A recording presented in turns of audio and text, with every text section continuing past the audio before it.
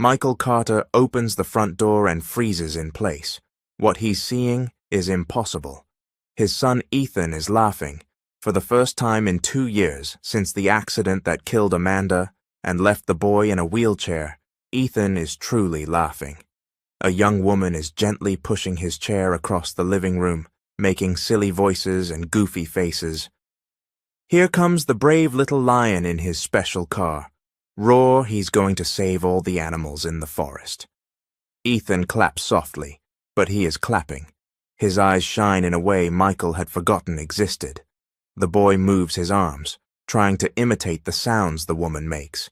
Tears come without warning to Michael's eyes. 2 thick tears slide down his face. It's a miracle. It's impossible, but it's happening. He's so moved that he drops his keys. The clatter echoes through the room. The spell breaks at once. Ethan stops laughing, shrinks into the chair, and returns to the apathetic child Michael knows. It's as if someone flipped off a light. "Who are you? What are you doing with my son?" Michael's voice comes out unsteady, stuck between emotion and panic. The woman stands quickly, smoothing her uniform. "Hi, I'm Brooke Parker. I started here today. Didn't the agency call?" "No one told me anything." Michael looks at Ethan, who is now staring at his own hands. The change was brutal, from a happy boy to a broken one in 2 seconds. "Wow, how embarrassing. Want me to come back another day? I didn't mean to intrude." There's something different in how Brooke treats Ethan. She doesn't look at him with pity, doesn't treat him like a helpless case, she treats him like a normal kid. "You can stay, just be careful with him. My son is very fragile." Brooke looks at Ethan and then at Michael. Her eyes say she disagrees. To her, the boy doesn't seem fragile, just very alone. "All right, I'll be careful." But Michael can see she isn't going to stop playing with Ethan, and for the first time in a long while, he isn't even sure he wants her to stop. The second day, Michael spies from his office window. Brooke is working in the yard, and Ethan is on the porch watching her. She isn't just cleaning, she's telling a story. "You know what happened this morning? The flowers told me a secret. That rose over there. She's a little dramatic, always complaining about the sun. Ugh, so hot, I'm parched. But that daisy is shy. She only talks in a whisper, like this." Brooke uses different voices, some high, some low. She makes an angry face at the rose, and a timid face at the daisy. Ethan watches everything with sharp attention. It's more interest than he has shown in anything in 2 years. Michael feels a pain in his chest. When was the last time he tried to make his son laugh? When did he stop trying? Because it hurt too much to see Ethan unresponsive. The memory hits hard. Amanda pushing Ethan on the swing, both of them shouting with joy, "Higher, Mom, higher!" It was a Saturday morning, the last Saturday before everything ended. Michael closes his eyes. If only he hadn't insisted that Amanda go to the store with him. If only he had driven slower in the rain. A noise drags him out of those dark thoughts. Ethan is clapping again, stronger this time. A round of applause for Brooke's performance. It's the first voluntary movement Michael has seen his son make in months. "Mr. Carter." Brooke's voice startles him. She's come up onto the porch without his noticing. "Sorry to bother you. I just wanted to ask if I could make Ethan a snack. He barely touched his breakfast." Michael looks at his son. It's true. Ethan eats the bare minimum to survive with no appetite, no pleasure. "You can try, but he's picky." "I can make sandwiches cut into animal shapes. Sometimes kids eat better when it's fun." Michael wants to say nothing works with Ethan, that he has tried everything, but there's hope in Brooke's eyes. "Go ahead." An hour later, Brooke comes back with a tray. The sandwiches are cut into tiny butterflies, with cherry tomato antennae and lettuce wings. "Look, the butterflies came to have lunch with you. They're starving for affection." Ethan eyes the tray with curiosity, hesitating. Then he picks up a butterfly and takes a small bite. Michael almost shouts with joy from the window. Ethan ate on his own because he wanted to. That's it, champ. Brooke smiles. The butterflies adore you. They say you're the kindest boy they've ever met. When Brooke leaves, she crouches to Ethan's level. We'll play more tomorrow, okay, Prince? Ethan nods. It's slight, but it's a clear yes. Michael feels something he hasn't felt in 2 years, real hope.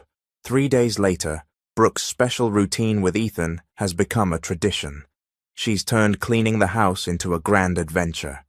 In the morning, she pushes his chair through the rooms, inventing stories about everything. The living room vase becomes a castle. The chandelier turns into a spaceship. The stairs become a mountain full of friendly dragons. Ethan reacts more each day. He points at things when he wants Brooke to tell a story about them. He moves his mouth as if trying to speak. His eyes are shining again. During a living room game, Brooke puts on children's music and starts dancing around his chair. Let's dance, Prince. You move your little arms and I'll move my feet. Ethan raises his arms and sways to the beat. It's not much, but it's participation. It's life returning. Michael watches, hidden in the doorway. He wants to step in and join them, but he's afraid he'll ruin it, afraid that getting too close will send Ethan back into silence. At afternoon snack time, the impossible happens. Brooke is telling a tale in which she and Ethan are brave explorers. And now, brave explorer Ethan, we have to cross the river of hungry alligators. Do you have the courage? Ethan looks at her with complete focus. His mouth moves very slowly. Michael leans forward, heart pounding. Then, soft as a whisper, Ethan says, Ma! Ma! Michael freezes. Ethan tried to say, Mama, meaning Amanda. Ma! Ma! He looks at Brooke. Brooke is deeply moved but doesn't make a scene. She just smiles warmly. That's right, my prince. You're magic just like you are. That day when Brooke leaves, she walks differently, hope in her steps, resolve in her eyes. She did it. She truly got Ethan to respond. But neither Michael nor Brooke knows that someone had been watching from the second-floor window, a shadow tracking every movement, every tiny step forward. And that shadow is not happy with what it saw. A week later, on Brooke's 7th day of work, everything changes. She's pushing Ethan's chair down the hallway, singing, when the doorbell rings. Michael goes to answer it, and Brooke hears muffled conversation at the door. Then footsteps approach. Ethan, there's someone very special here to see you. Michael's voice sounds strange, mixed with emotion and shock. When the woman steps into the room, Brooke feels like the world stops. Impossible. It can't be real. The woman is identical to the photos of Amanda scattered around the house. Same height, same blonde hair, same blue eyes, same style of dress. It's as if Michael's dead wife had returned. The impact on Ethan is devastating. He lets out a strangled cry of terror and starts shaking violently in his chair. Tears fill his eyes as he stares, frozen, at the apparition. Hi, my little angel. Aunt Veronica came back. The voice is almost the same as Amanda's. Veronica approaches and kisses Ethan's forehead, and he keeps trembling with fear. Michael is clearly rattled. His hands shake as he makes the introductions. Brooke, this is Veronica, my wife's twin sister. Veronica, this is Brooke, our employee. Veronica offers a handshake to Brooke with a smile that doesn't reach her eyes. There's something icy in that smile. Pleasure, Brooke. I hope you're taking good care of our family. Our family, the word sounds possessive. I'm doing my best. I'm sure. Michael told her Brooke has been very affectionate with Ethan. There's something in Veronica's tone that makes Brooke uncomfortable, as if her warmth toward Ethan were somehow wrong. Michael explains while Ethan remains in shock. Veronica was in Europe, recovering from losing Amanda. Now she's back to be close to us, to help with Ethan. That's good. He really needs family. Brooke tries to sound sincere, but something doesn't add up. If Veronica was grieving, why does she seem so controlled, so calculated? Exactly. Family understands family better than anyone, right, Michael? The way Veronica looks at him is loaded with meanings Brooke can't read. There's history there, old feelings. Ethan, sweetheart, won't you give your aunt a hug? Veronica tries to hug the boy, but he recoils in his chair, making a desperate sound. He's still very sensitive, Michael says quickly. The accident left him deeply traumatized. Of course I understand. But I'm family, Michael. I'm the closest person to Amanda that exists. If anyone can help him get better, it's me. Brooke looks at Ethan and sees something frightening. All the progress of the last week has vanished. He's back to the apathetic state of the first months after the accident. Worse, he looks terrified. Veronica notices Brooke's worried look and gives a cool smile. You must be wondering about the resemblance, right? Yes, Amanda and I were identical twins. Everyone always said our personalities were similar, too. But Brooke can see that Veronica's eyes are different. In the photos, Amanda radiates warmth. Veronica radiates something cold. Michael looks visibly emotional seeing Veronica. For him, it must feel like having a living version of Amanda again. It's so good to have you here, Veronica. Ethan needs a mother figure, and you're the closest person to Amanda that we have. Exactly. And now that I'm here, I can personally take care of him. I'm sure Brooke understands that being family, I should have priority in decisions about Ethan. The message is clear. Veronica is marking territory. Of course, Brooke answers, but there's resistance in her voice. When Michael steps out to get Veronica's bags from the car, Veronica moves closer to Brooke. The smile disappears completely. Just so we're perfectly clear, she whispers, so only Brooke can hear. Know your place in this house. You're the help. I'm family. Don't forget it. The tone is pure threat. When Michael returns, Veronica is all sugary smiles again. Brooke gives Ethan one last look before leaving. He meets her eyes, pleading, as if begging not to be left alone with the woman who looks exactly like his dead mother. But Brooke can't do anything. Veronica is right. She's just the employee. That night, for the first time in months, Ethan wets the bed. Michael finds his son crying in the dark, whispering, "Mom! Mom!" But he isn't calling Amanda. He's scared of the woman who looks just like her. A few days after Veronica's arrival, the house becomes a completely different place.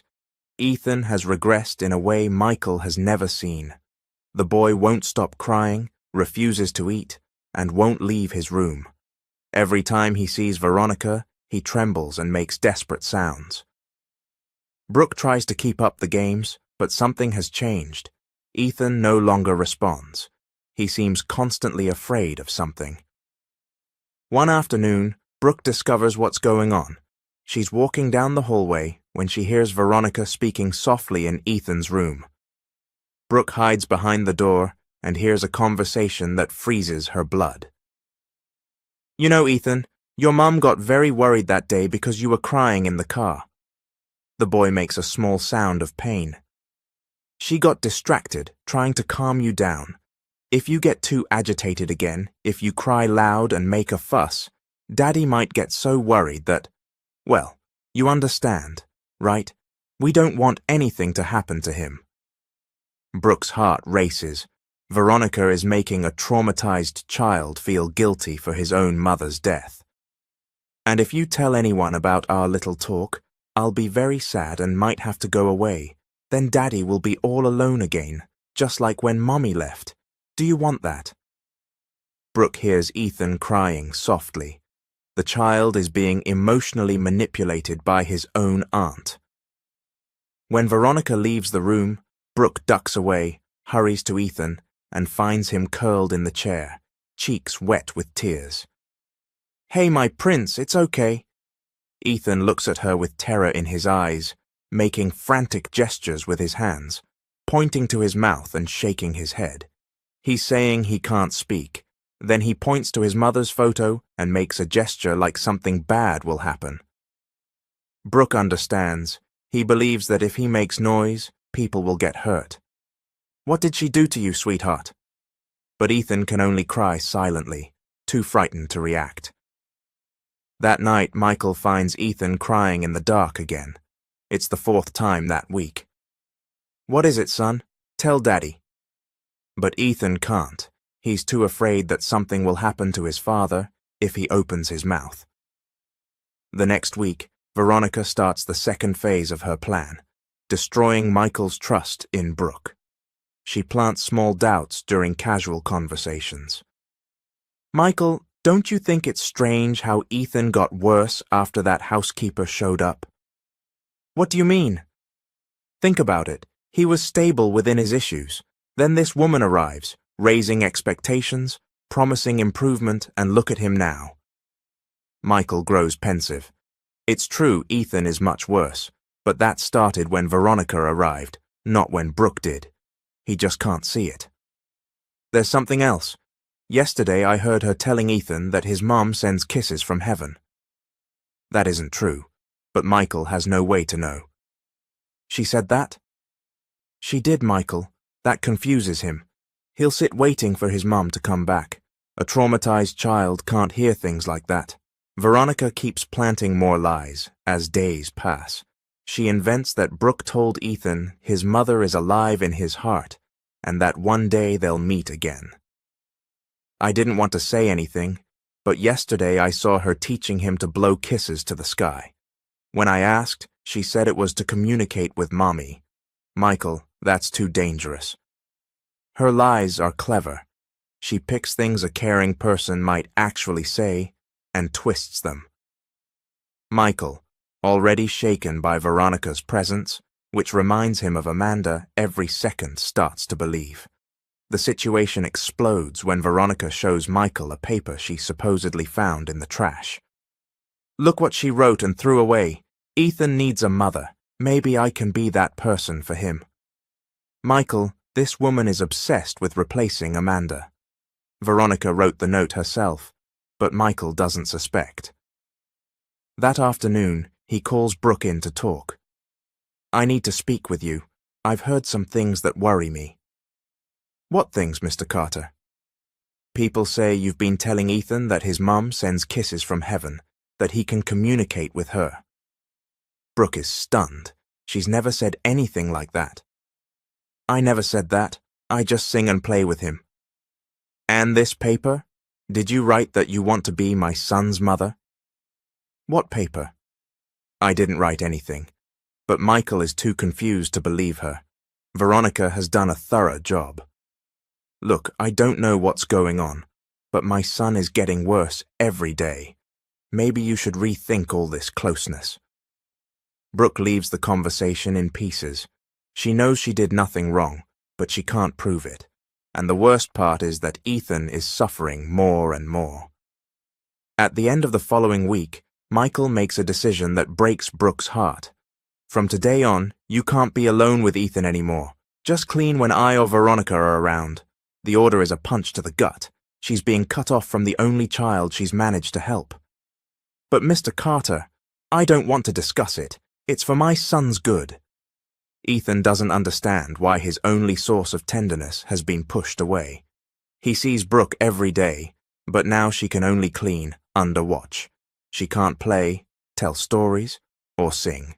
The boy sinks even deeper, stops eating almost entirely, sleeps badly, and returns to the total apathy of those first months after the accident. Michael senses something is wrong, but he can't figure out what. His son is getting much worse, but everyone keeps telling him it's normal. Around this time, Michael starts noticing odd things about Veronica. She says she spent 2 years in Europe, yet she knows very specific details about the house's current routine. She knows where things are, remembers habits of his that changed only a few months ago. One night, Michael is walking past Ethan's room when he hears Veronica inside. Her tone is different from the sweetness she uses in front of him.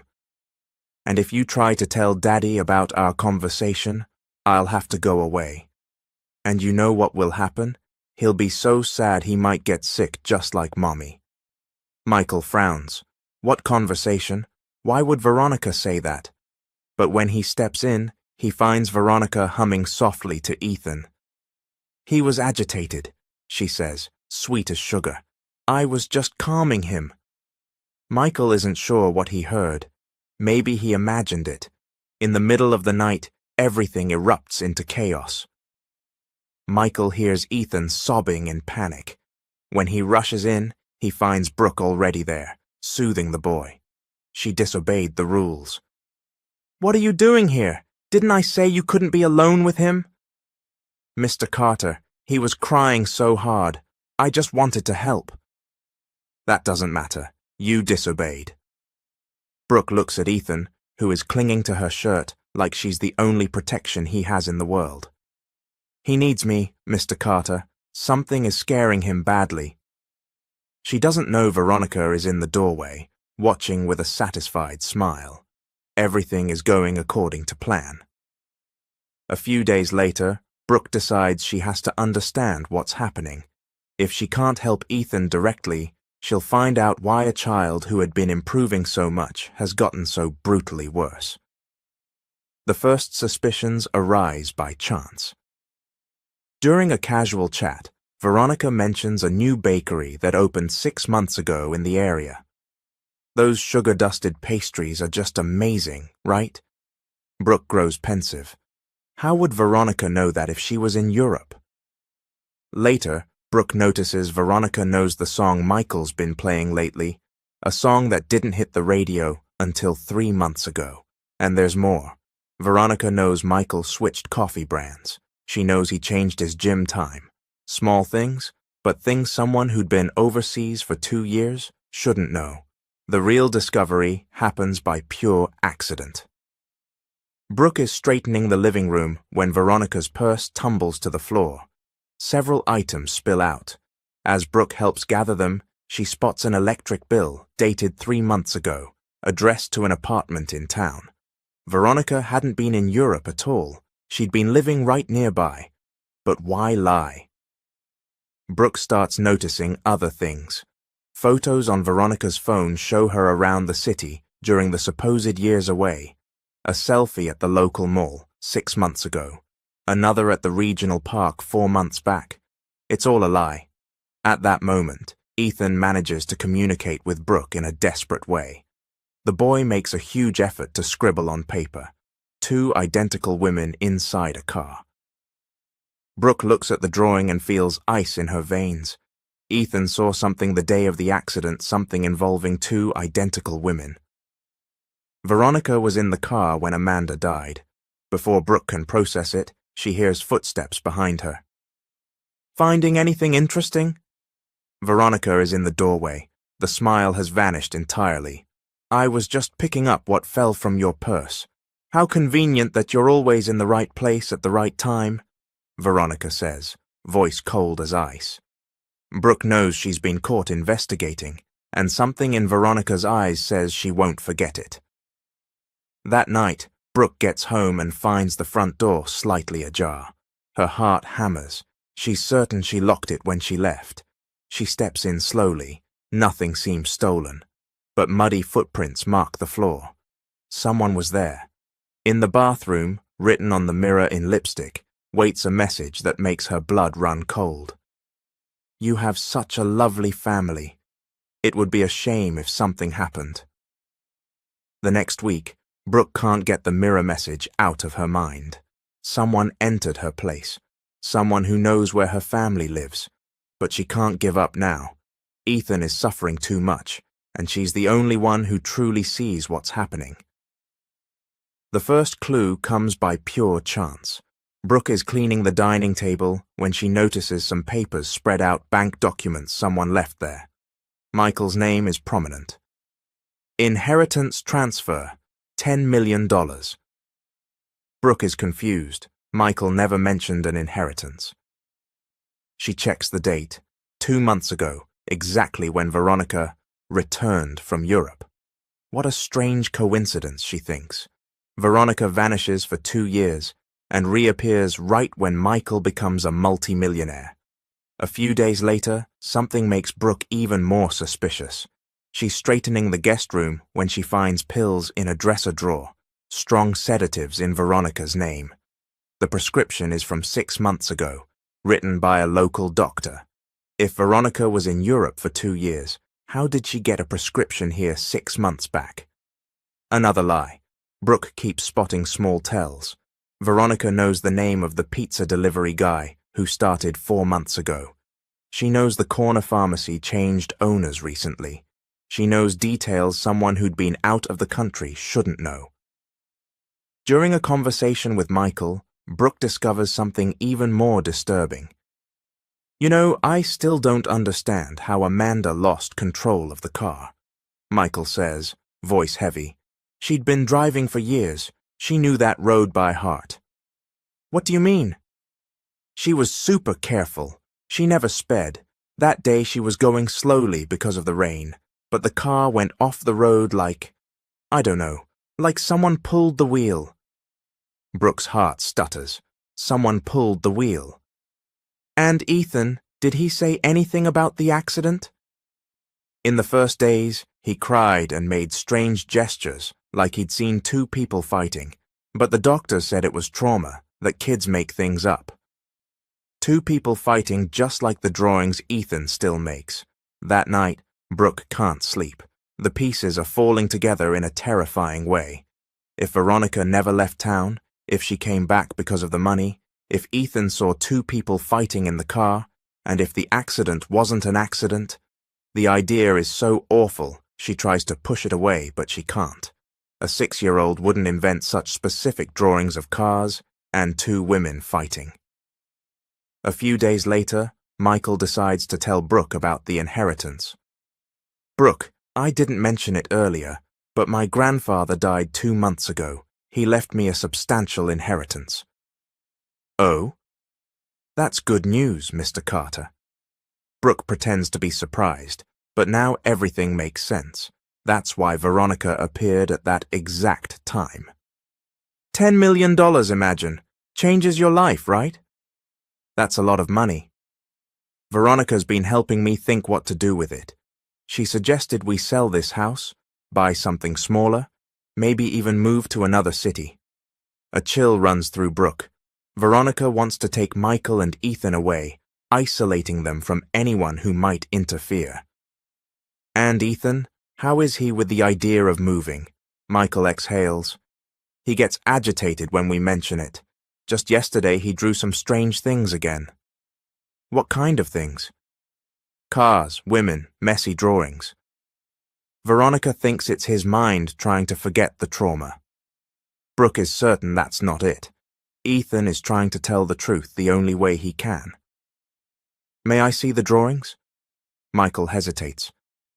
Veronica said it's best not to pay them much attention. The more we focus on the trauma, the worse it gets. Of course Veronica would say that. She doesn't want anyone to see what Ethan is trying to communicate. That afternoon, Brooke manages to be alone with Ethan for a few minutes. The boy is in the living room, looking out at the window. Hey, my prince, you doing okay? Ethan looks at her with those sad eyes, then gestures toward the paper and pencil on the table. Do you want to draw something? He nods, takes the pencil with trembling hands, and starts to scribble. The picture is clearer than the others. 2 identical women inside a car, one holding the wheel, the other yanking it hard, and a small boy crying in the back seat. Brooke feels her blood turn to ice. You saw this happen, sweetheart? The day Mommy got hurt? Ethan nods, tears in his eyes. Was Aunt Veronica in the car? Another nod. They were fighting over the wheel? Another nod. Ethan points to the figure of Veronica in the drawing, then makes a sharp pulling motion with his hands. Brooke hugs him, and he collapses into her arms, sobbing. It's the first time in weeks he has sought comfort from someone. You were very brave to show me this. When she looks up, Veronica is standing in the doorway with that cold smile Brooke knows too well. What a pretty scene, Veronica says. You two are very close, aren't you? Ethan immediately pulls away from Brooke and retreats into apathy. The fear has returned. Michael arrives at that moment. Did something happen? Nothing major, Veronica answers quickly. Just Brooke consoling Ethan again. She has a very special way with him. The way she says it makes clear she plans to use it against Brooke later. In the following days, Veronica turns up the pressure from every direction. With Michael, she plants more doubts about Brooke. Have you noticed how Ethan clings to her? That's not right, Michael. A traumatized child can't form that kind of dependence on a household employee. With Ethan, she intensifies the emotional blackmail. Did you show any drawings to Brooke?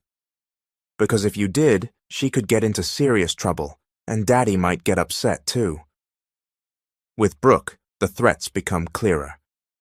You have a lovely family, don't you? Your mom, your brother. It's important to take good care of the people you love. The way Veronica says it makes Brooke's skin crawl. How does she know about Brooke's family? How's your mom, by the way? Still living in that little blue house? Brooke freezes.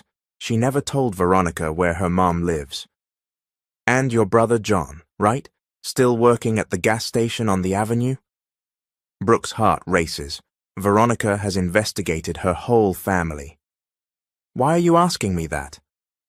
Just curious, the same way you're curious about certain things. The threat is plain. If Brooke keeps asking questions, her family could pay the price.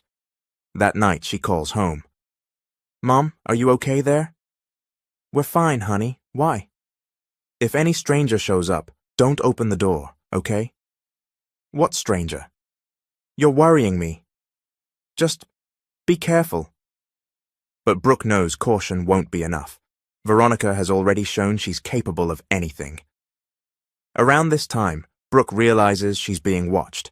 Veronica appears in the most unexpected places, always with an excuse. Oh, what a coincidence, running into you at the bakery. Wow, you came to the market today too?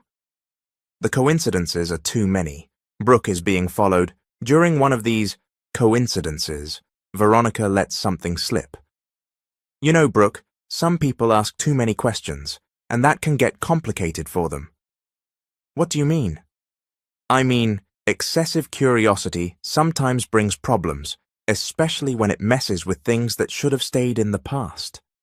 Veronica never confesses anything directly, but the message is clear. She knows Brooke has discovered too much. You understand what I'm saying, don't you? Brooke only nods, pretending she doesn't, while inside she's terrified. By the end of the 6th week, Veronica realizes she has to act fast. Ethan keeps trying to communicate with Brooke through his drawings. Michael has started asking questions about the holes in her story. And Brooke knows too much. It's time to solve the problem once and for all. That afternoon, Michael heads out to handle inheritance matters. Ethan naps in the living room after lunch. The house is quiet. Brooke, how about some tea? You seem really tense lately. Brooke is wary, but doesn't want to seem paranoid. Thank you, Ms. Veronica. In the kitchen, Veronica makes the tea, then crushes one of her sedatives and stirs it into the hot cup. It's a strong medication she uses to sleep. Here you go. It's a calming tea. I use it when I get anxious. The tea tastes odd bitter. Brooke notices on the first sip. It tastes different. I added a little honey, makes it better. Brooke pretends to drink, but when Veronica isn't looking, she pours the liquid into the plant pot beside the chair. You know, Brooke, I've been thinking about our situation here. What situation? Well, you've been very observant lately, asking a lot of questions about the family. Veronica's tone is changing, turning colder. People who are too curious sometimes find things that can be dangerous for them. Brooke fakes drowsiness, letting her head rest against the chair. I don't understand. Of course you do. You know exactly what I'm talking about. Veronica comes closer, thinking the sedative is kicking in.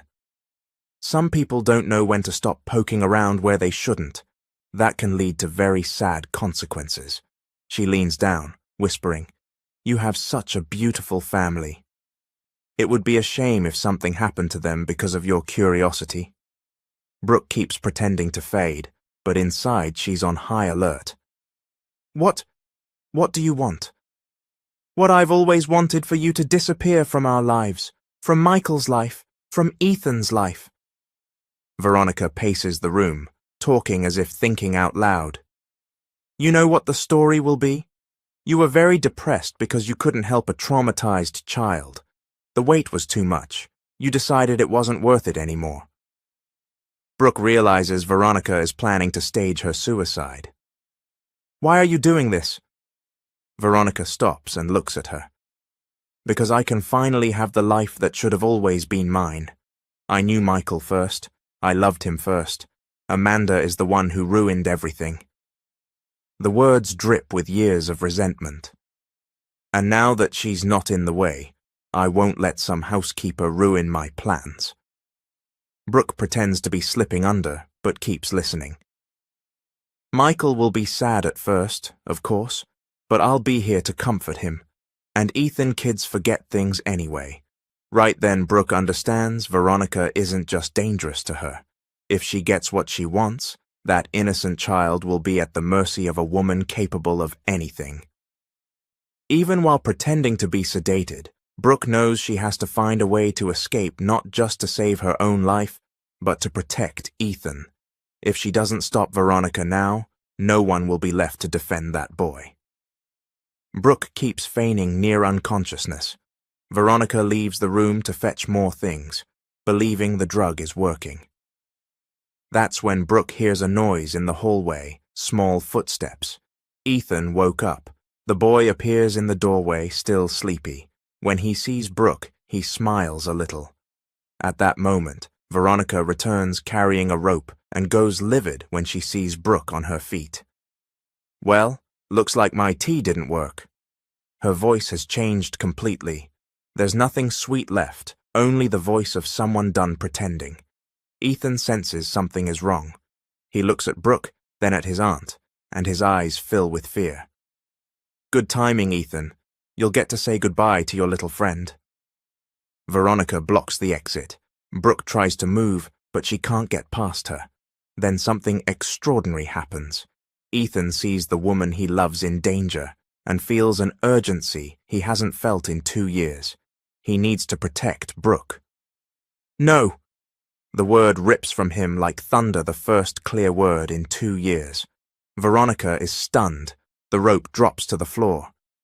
"Don't hurt!" Ethan forces the words out, broken but determined. "Brooke, no!" He struggles to form sentences, his voice rusty from so long in silence. She bad." Ethan points at Veronica with a trembling finger. "Daddy! Daddy!" Now he can shout louder. Michael is just arriving home. He hears his son's voice and rushes inside. When he sees the scene, Veronica cornering Brooke, Ethan screaming, he can't make sense of it. "What's going on here?" "Dad, she wants to hurt Brooke." The words come slowly, but Michael understands. "Veronica, what is he talking about?" Ethan doesn't stop. It's like a dam has burst. In the car, with Mom." Michael goes cold. "What car?" "Which Mom?" She pulled the wheel." Michael feels the ground vanish beneath his feet. "What are you saying, son?" I saw everything." Ethan is crying, but the words keep coming. "They were fighting in the car. Aunt Veronica pulled." Each word lands like a punch to Michael's gut. Mom died because of her." Michael looks at Veronica, who has turned white. "That's not true, Michael. The boy is confused, traumatized."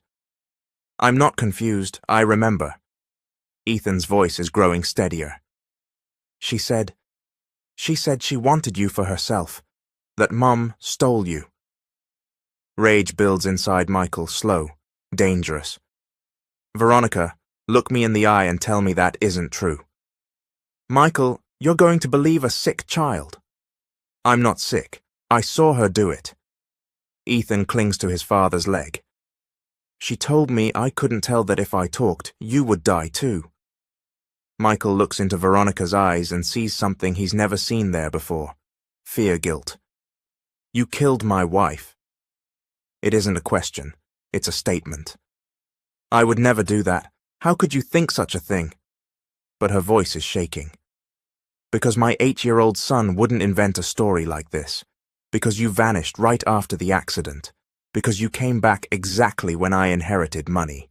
Because you were always jealous of Amanda. Michael's mind is snapping pieces into place. Veronica sees she's cornered. Fine, we talked in the car, yes, but it wasn't on purpose, she blurts. She found out I still loved you. She said she'd tell you everything, ruin any chance I had. Michael is trembling with fury. And then you killed her. I just wanted her to stop. I just wanted to talk, but she fought and my wife died. And you let me blame myself for 2 years. You let my son carry that guilt. It wasn't my fault. It was hers. Ethan shouts at last, free. Michael grabs his phone and dials 911. Hello, I need help. I have a confession to a murder here. The police arrive 15 minutes later. Michael told them everything over the phone. When the officers step in, they find Veronica on the floor, crying. Michael holding Ethan, Brooke still in shock. Ms. Veronica Lawson? Yes. You're under arrest for homicide and attempted homicide. As they snap on the cuffs, Veronica looks at Michael one last time. I always loved you, Michael. If you love someone, you don't kill, he says. Michael hugs Ethan, who finally stops shaking. It's okay, son. It's over. Dad, I didn't kill Mom. Never, my love. You were never to blame for anything. Michael turns to Brooke. Forgive me for not believing you for letting this happen. You didn't know. None of us did. Ethan runs into Brooke's arms. Brooke, are you okay? I told you. You did, my prince. You were very brave. I saved you. You did. You saved me and you saved your dad too. Michael looks at Brooke, holding Ethan, and finally understands what he should have seen before. She isn't just the employee who cared for his son. She's the woman who brought Ethan back to life, who brought light back into their home, who risked her life to protect a child. She is the family they chose. In the days that follow, Ethan won't stop talking, as if trying to make up for lost time, though his words still come slowly, simply. Michael and Brooke grow closer, not romantically yet, but like two people who survived something terrible together. Veronica is sentenced to 20 years in prison. The case makes the news, but Michael shields Ethan from reporters. The boy is recovering well, speaking more each day, laughing more, playing more, and no longer wetting the bed. 1 year later, the house feels different. It's alive with laughter and music. Ethan speaks normally now, as naturally as any 9-year-old. He's still in his wheelchair, but that doesn't stop him from being happy. Michael and Brooke have been dating for 6 months slowly, building a relationship on real love, not on the tragedy that brought them together. Today is special. Michael is going to propose. They're in the yard. Ethan is playing with a kite Michael made for him. Brooke? There's something I want to ask you. Michael kneels on the grass, level with her chair. Will you marry me? Brooke is speechless, tears in her eyes. Yes. Yay! Ethan shouts, dropping the kite. Now Brooke will really be my mom if you want that, my prince. I want it so much. The three of them hug there in the yard under the afternoon sun. After lunch, they go to the cemetery. It's the second time Ethan has visited his mum's grave since the accident. Michael pushes his chair up to the headstone. Brooke walks beside them. Hi, Mom. Ethan's voice is firm, unafraid. I came to tell you I'm okay, that we're okay. He looks at Brooke. Brooke is going to marry Dad. She takes care of us. I think you'd like her. Michael squeezes Brooke's hand. And Aunt Veronica, she won't hurt anyone ever again. Ethan places a flower on the grave. You can rest now, Mom. We're going to be okay. They stand there a few quiet minutes, then walk back to the car, Michael pushing, Brooke at his side, Ethan holding both their hands. Love beat the lie, truth beat the fear, and a family formed not by blood, but by the heart. They get home. Ethan asks to stay a little longer in the yard to watch the stars come out. Dad, is Mom happy in heaven? I'm sure she is, son. And she's not mad that Brooke will be my new mom? Of course not. She wants you to be happy. Ethan smiles and looks up at the sky. Thank you, Mum, for sending Brooke to us. Michael and Brooke share an emotional look. Their life won't be perfect. There will be challenges, hardships, hard moments. But there will be love. There will be truth. There will be a family that chooses to stay together. And that's what matters.